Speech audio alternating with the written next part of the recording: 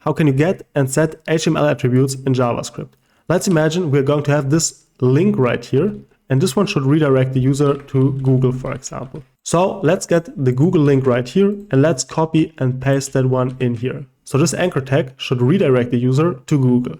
And as you can see, if we're going to click on this link, we're getting redirected to Google. So is there a way to get this attribute, for example? Let's give this element an ID of maybe Google. And now let's get a reference to that element instead of JavaScript by using cons. And let's say this here's the link, for example. Now we're going to use document, get element by ID, and we're going to get our Google ID.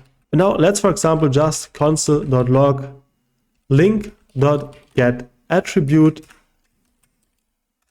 And we have to define the name of the attribute. In our case, the attribute name is href. So we want to get the href attribute of our link, which is this anchor link right here.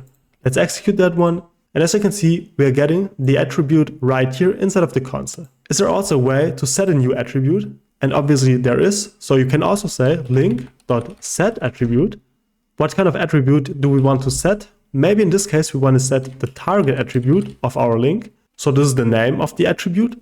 And right next to the name, we also need to set the value for the attribute. And for our target, we could, for example, say that we want to use underline blank to open the page in a new tab. So we're going to save that one. Now we added for the link, the attribute target is equal to underline blank. So this is equal to doing target being equal to underline blank. So this is the exact same.